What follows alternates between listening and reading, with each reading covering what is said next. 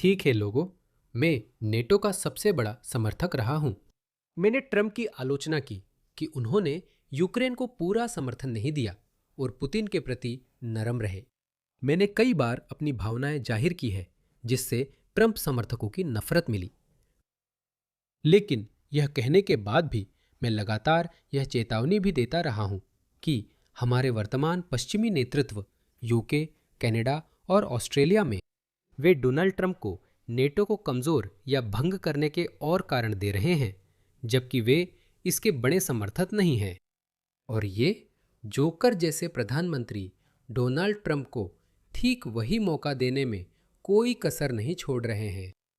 Australia को Australia America गठबंधन से जितना फायदा है, उतना अमेरिका को ऑस्ट्रेलिया से नहीं है। एंथनी एल्बनीज ने हमसे कुछ नहीं मांगा, इसलिए हमने भी कुछ नहीं किया। टोनी एबॉट ने कहा था कि हमें खुद आगे आकर मदद करनी चाहिए थी। पहले भी हमने ऐसा किया है और इस बार ज्यादा कुछ करने की जरूरत नहीं थी। दसियों हजार ऑस्ट्रेलियाई सैनिक ईरान भेजने की जरूरत नहीं थी। हमें सिर्फ कुछ फाइटर जेट्स और 2-4 पनडुब्बियां भेजनी थी, काम हो जाता। हमें बस इतना ही करना था ताकि हमारा गठबंधन बरकरार रहे। और यूनाइटेड किंगडम को तो और भी कम करना था। उन्हें बस 2-4 जहाज भेजने थे, बस उनका काम भी हो गया। लेकिन नहीं, वे अपने मुस्लिम वोटरों से इतने डरे हुए थे कि उन्होंने डोनाल्ड ट्रंप को नज़रअंदाज कर दिया। एक डोनाल्ड ट्रंप जो पहले से ही इन गठबंधनों के समर्थक नहीं है, जो पहले से ही अलगाववादी हैं, जो पहले से ही नेटो और अन्य पश्चिमी गठबंधनों को कमजोर कर रहे हैं। तो अब मैं उन्हें दोषी नहीं मानता। आप कह सकते हैं कि ईरान पर हमला करने से पहले आपने हमसे सलाह नहीं ली, ठीक है। लेकिन सबसे बड़ी चिंता यह है कि हम अमेरिका को सहयोगी के रूप में खो सकते हैं। मुझे लगता है वह दिन आ गया है। सब खत्म दोस्तों, पश्चिमी गठबंधन खत्म हो गए हैं। इसे देखो, डोनाल्ड ट्रंप ने अभी यूनाइटेड किंगडम पर जोरदार हमला किया है। होर्मुज जलडमरू मध्य के कारण जेट ईंधन न मिलने वाले देशों में ऑस्ट्रेलिया भी है। हम चीन से मांग रहे हैं, लेकिन चीन कह रहा है उन्हें अपनी भंडार की चिंता है। आप इसके लिए चीन को दोष नहीं दे सकते। हमें कोविड से भी गुजरना पड़ा। वैश्विक आपूर्ति श्रृंखला बाधित होने पर हमारे साथ क्या हो सकता है, हमने देखा, फिर भी कुछ नहीं किया। और जानते हैं क्यों? इसका कारण हरे जलवायु गिरोह की साजिश है। 2008 में ऑस्ट्रेलिया के पास 8 तेल रिफाइनरी थी। बताइए अब कितनी हैं? 2। और वो भी मुश्किल से चालू है। हम सिंगापुर को कच्चा तेल मंगवाने और फिर तैयार उत्पाद हमें भेजने के लिए पैसे देते हैं। इसी कारण हमारे पास सिर्फ 30 दिन का ईंधन भंडार है, जो सामान्यतः ट्रांजिट में रहता है। हमने ईंधन रिजर्व रखने के लिए कोई भंडारण सुविधा नहीं बनाई। ये बहुत दयनीय और बुरा है दोस्तों। हम ऐसी स्थिति में हैं जहां एक हफ्ते में तेल खत्म हो जाएगा। ठीक है, कोई तेल नहीं। तुम जानते हो इसका क्या मतलब है? ऑस्ट्रेलिया के पास बड़ा रेलवे नेटवर्क नहीं है। ताज़ा फल सब्जियां ट्रकों से आती हैं, जिसके लिए डीजल चाहिए, और हमारे पास डीजल नहीं होगा। डीजल की कीमतें पहले ही आसमान छू रही हैं। किसान पहले ही परेशान हैं और कह रहे हैं कि हमारे पास पर्याप्त ईंधन नहीं है। हमारे पास इस सीजन के बाकी समय के लिए भी पर्याप्त पैदावार नहीं होगी। हम बुरी तरह फंस गए हैं। और ऐसे माहौल में एंथनी एल्बनीजी ने मदद का हाथ बढ़ाने का फैसला नहीं किया। मैं नहीं कह रहा कि हम बड़ा फर्क ला सकते थे, पर थोड़ा पीछे चलते हैं। क्या आप जानते हैं कि पश्चिमी उदार लोकतंत्र द्वितीय विश्व युद्ध के बाद की दुनिया के सबसे समृद्ध देश क्यों बने? ये इसलिए हुआ क्योंकि हम सभी ने इसमें अपनी भूमिका निभाई और अमेरिका ने एक नेता के रूप में समृद्धि का सबसे बड़ा हिस्सा पाया। अमेरिका, ब्रिटेन और फ्रांस, उन्होंने खेल के नियम बनाए। ये नियम आधारित विश्व व्यवस्था जिसके बारे में हम बात करते हैं, अमेरिका ने वे नियम बनाए और उन्होंने हमें बहुत लाभ पहुंचाया। लगता है तीसरा विश्व युद्ध होने वाला है। चीन अपनी प्रभुत्व स्थापित करने जा रहा है, क्योंकि चीन पश्चिम द्वारा बनाए गए नियमों के तहत जीने से तंग आ चुका है। तो किसी न किसी समय टकराव होना तय है। रूस यूक्रेन युद्ध अभी भी जारी है। ये दूसरा अध्याय है। अगर हम ईरान को हटा देते हैं तो चीन के पास असल में कोई दोस्त नहीं बचेगा। चीन के साथ सिर्फ उत्तर कोरिया ही रहेगा, बस इतना ही।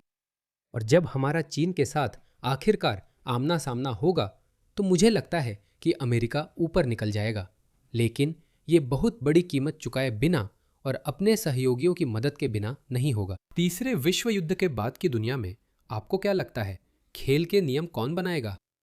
विजेता। और अगर अमेरिका विजेता है तो अमेरिका को ऑस्ट्रेलिया या इंग्लैंड या फ्रांस या जर्मनी का ख्याल क्यों रखना चाहिए जिन्होंने हिस्सा नहीं लिया?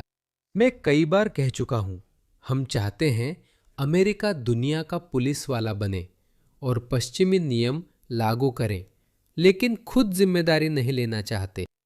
अमेरिका, तुम ये काम करो और इन चीजों को लागू करो। अमेरिकी कह रहे हैं, तुम चाहते हो कि हम स्वतंत्र दुनिया के लिए लड़े? ईरान स्वतंत्र दुनिया के लिए एक खतरा है, ठीक है? ईरान स्वतंत्र दुनिया के लिए एक खतरा है। ईरान सिर्फ अमेरिका या इजराइल नहीं, बल्कि ब्रिटेन, पश्चिमी यूरोप और ऑस्ट्रेलिया के लिए भी खतरा है। हम बस दिखावा करते हैं, अपने हाथ गंदे नहीं करना चाहते। माफ करना मुसलमानों, हमने ट्रंप से कह दिया था, दफा हो जाओ। हम ऐसा करते हैं, अमेरिका भी हाथ गंदे करता है। अमेरिका पर युद्ध अपराधी होने का आरोप है। पूरी दुनिया उससे नफरत करती है और वह अकेला रह जाता है। फिर अगर अमेरिका जीतता है तो अमेरिका हमारी देखभाल क्यों करे? क्यों? मैं दिल से ऑस्ट्रेलिया का भला चाहता हूं। मैं चाहता हूं कि ऑस्ट्रेलिया अच्छा करे, इसलिए परेशान और नाराज हूं। लेकिन अगर मैं एक अमेरिकी होता तो मुझे लगता है कि ट्रंप अपनी सोच में 100% सही है। हाँ, आप तर्क कर सकते हैं कि ईरान से युद्ध का यह सही समय था या नहीं, लेकिन अब हम ईरान से युद्ध में हैं। अब हमें अमेरिका का समर्थन करना चाहिए और इस युद्ध को जितनी जल्दी हो सके खत्म करना चाहिए। लेकिन नहीं, हम कूल बनना चाहते हैं। हम अंतर्राष्ट्रीय कानून का हवाला देना चाहते हैं। हम अच्छे लोग हैं। हम उस बेवकूफ़ पेद्रो सांचेज की तरह नफरत नहीं आकर्षित करना चाहते।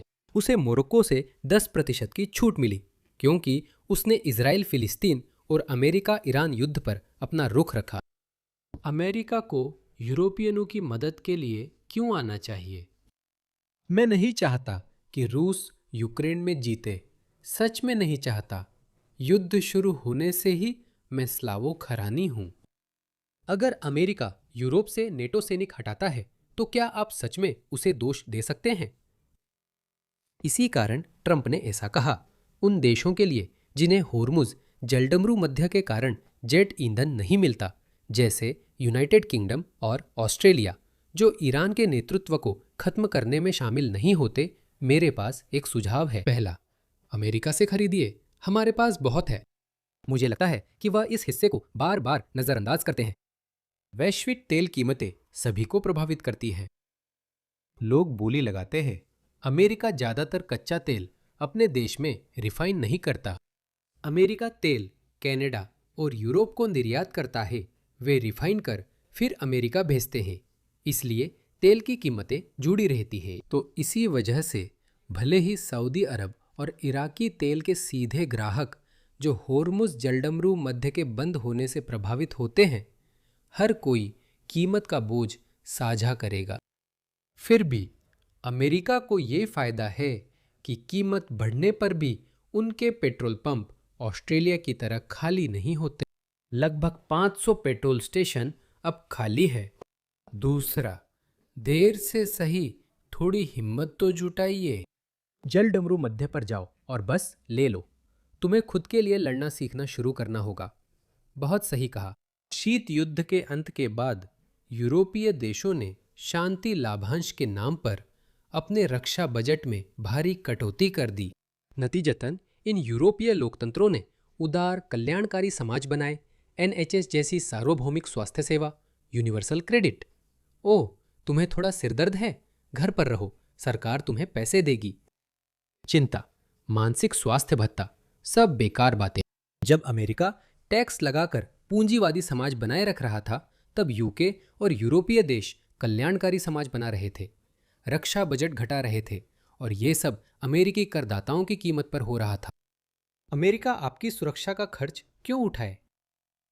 मुझे लगता है कि जर्मनी ने एक कानून पास किया है जिससे वे रक्षा पर 800 अरब यूरो तक खर्च कर सकते हैं। 800 अरब यूरो। उन्होंने तभी किया जब समझा, ओह, अमेरिका शायद मदद नहीं करेगा। क्या आप इसकी कल्पना कर सकते हैं? 800 अरब यूरो जो वे वैसे खर्च नहीं करते, क्योंकि अंकल सैम आकर हमारी रक्षा करेंगे। ठीक है, यही वजह है कि मैं कह रहा हूं कि यूरोपियनों और ऑस्ट्रेलिया के लिए अमेरिका जैसा बड़ा भाई होना कितना अच्छा सौदा है। और आप उस देश के चेहरे पर थूक रहे हैं जो सचमुच आपकी रक्षा का खर्च उठा रहा है। फिर से, जैसा कि मैंने कहा, मैं डोनाल्ड ट्रंप की सोच में कोई गलती नहीं निकाल सका, सच में नहीं कर सका। वह पहले से ही नेटो के प्रशंसक नहीं थे। जॉन बोल्टन 2018 से चेतावनी दे रहे थे कि ट्रंप के दोबारा सत्ता में आने पर वह नाटो को भंग कर देगा। क्या यूरोपियन लोग ये नहीं जानते थे? वही समय था जब आपको उसकी चमचागिरी करनी चाहिए थी। ठीक है, मैं समझता हूं आप ऐसा नहीं करना चाहते, आपको नफरत है। हर किसी को ट्रंप डिरेंजमेंट सिंड्रोम है। आपके मतदाता ट्रंप और अमेरिका से नफरत करते हैं। अगर आप पैसे बचाना और universal credits, central link payments जारी रखना चाहते हैं और रक्षा बजट नहीं बढ़ाना चाहते, तो उसकी बड़ी नारंगी गांड चूमनी होगी। उन्होंने ऐसा नहीं किया। अब सच्चाई का सामना करना है। आपको खुद के लिए लड़ना सीखना होगा। अमेरिका अब मदद नहीं करेगा। मैं आपको दोष नहीं देता, जैसे आप हमारे लिए नहीं थे। आपने उसे ऐसा कहने का बहाना दे दिया। हम आसानी से कह सकते थे कि यूके और ऑस्ट्रेलिया, जो पक्के सहयोगी हैं, वे भी अमेरिका के साथ इराक गए थे जब वह एक अन्यायपूर्ण युद्ध था। हमने अपना वादा निभाया और अमेरिका के साथ खड़े रहे। लेकिन अब हमारे पास वोकीज है। हमारे पास वोक लेफ्टी नेता है जो कहते हैं, मैं वेस्टर्न सिडनी के मुस्लिमों को नाराज नहीं करना चाहता, इसलिए अब वॉलंटियर नहीं करेंगे। यही बात कियोस्तामा और मेहरान दोनों पर लागू होती है। मुझे याद है ट्रंप ने भी मेहरान पर ट्वीट किया था। और ये लोग चाहते हैं कि ट्रंप रूस के मामले में उनकी मदद करें। बिल्कुल बेवकूफ़ी है। हमारे पास उनके लिए गठबंधन है, लेकिन उन्हें पहले आना चाहिए था। आप जानते हैं वे प्रभावित हैं। हैरानी है कि हमें हॉर्मुज जलडमरू मध्य की जरूरत नहीं है। आपको ज़रूरत है, लेकिन वैसे नहीं जैसे दूसरों या ऑस्ट्रेलिया को है। हमारे पेट्रोल पंपों पर ईंधन नहीं है। हमें इसकी ज़रूरत नहीं है। हमें इसकी बिल्कुल भी ज़रूरत नहीं है। हमारे पास इतना तेल है। हमारा देश इससे प्रभावित नहीं, हमारे पास ज़्यादा है। हमारे पास सऊदी अरब या रूस से दोगुना तेल है और जल्द ही ये 3 गुना हो जाएगा। आप कितने करीब पहुंच रहे हैं? हाँ, लेकिन ये सच नहीं है। अमेरिका अपना कच्चा तेल खुद रिफाइन नहीं कर सकता। इसे सुनिए, यह पीट हेग्सेट द्वारा कही गई एक काफी अच्छी बात है। जहां तक नेटो का सवाल है, ये फैसला राष्ट्रपति पर छोड़ा जाएगा, लेकिन मैं बस इतना कहूंगा, बहुत कुछ सामने आ चुका है। दुनिया ने देख लिया है कि हमारे सहयोगी, जब हम स्वतंत्र दुनिया की ओर से इतने बड़े स्तर का प्रयास करते हैं, तो अमेरिका के लिए क्या करने को तैयार हैं। ये मिसाइलें ऐसी हैं जो संयुक्त राज्य अमेरिका तक भी नहीं पहुंचती। ये हमारे सहयोगियों और दूसरों तक पहुंचती हैं।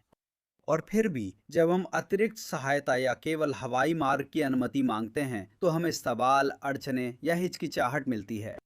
शुरुआत में यूनाइटेड किंगडम ने अमेरिका को अपने यूके ठिकानों के इस्तेमाल की अनुमति नहीं दी थी।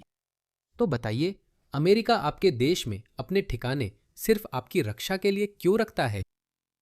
क्या यही एकमात्र वजह है? और दुख की बात यह है कि यूनाइटेड किंगडम और ऑस्ट्रेलिया को तो ज्यादा कुछ देना भी नहीं पड़ता। कुछ जहाज भेज दो, बस इतना ही। सीधी लड़ाई में शामिल नहीं होना पड़ता। जमीन पर सैनिक नहीं भेजने होंगे। सिर्फ कुछ विशेष अभियान सुरक्षा बल अमेरिकी साथियों के साथ जा सकते हैं। हमें सिर्फ इतना करना था कि गठबंधन चलता रहे। राष्ट्रपति कह रहे हैं कि अगर जरूरत पड़ने पर देश आपके साथ नहीं है, तो आपका गठबंधन मजबूत नहीं है। वही बात कही जा रही है। खैर, ये बहुत सही बात है दोस्तों, ये एकदम सही बात है। ये एक अंतर्राष्ट्रीय जलमार्ग है जिसका हम दूसरों की तुलना में बहुत कम इस्तेमाल करते हैं, वास्तव में काफी कम इस्तेमाल करते हैं। तो दुनिया को ध्यान देना चाहिए और डटकर खड़े होने के लिए तैयार रहना चाहिए। राष्ट्रपति ट्रंप मुक्त विश्व की ओर से ईरान के इस खतरे से निपटने के लिए कठिन काम करने को तैयार रहे हैं। ये सिर्फ हमारा ही मुद्दा नहीं है, भले ही हमने यह सुनिश्चित करने के लिए सबसे ज्यादा तैयारी की है कि वह जलडमरू मध्य खुला रहे, जो कि एक परिणाम है। पश्चिमी देशों के राष्ट्रपति ट्रंप से बस यही शिकायत हो सकती थी कि आपको हमसे सलाह मशविरा करना चाहिए था। ठीक है, ईरान का इस्लामी शासन मुक्त विश्व के लिए खतरा थी, इसमें असहमति नहीं है। और वो चीन की सहयोगी थी, जो हमारा भविष्य का प्रतिद्वंदी है। और जो खेल के नियम लिखने वाला है, जो ऑस्ट्रेलिया, यूके, फ्रांस या जर्मनी के लिए अनुकूल नहीं होंगे।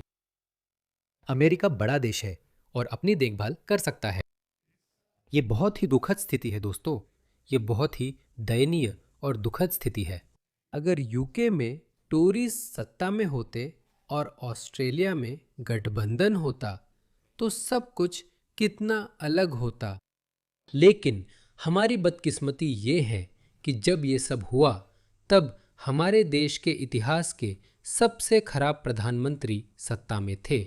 हमें और भी बहुत कुछ करना होगा। मुझे लगता है कि भविष्य में हमें अमेरिका की सद्भावना फिर से पाने के लिए उनकी बहुत ज़्यादा खुशामद करनी पड़ेगी। अगर नेता सोचते हैं कि डेमोक्रेट्स के सत्ता में आते ही सब सामान्य हो जाएगा तो ऐसा नहीं होगा। ऐसा नहीं होगा क्योंकि मुक्त विश्व में राजनेता देश की आम भावना के अनुसार प्रतिक्रिया करते हैं। मुझे नहीं लगता यह बात अमेरिका को पसंद है।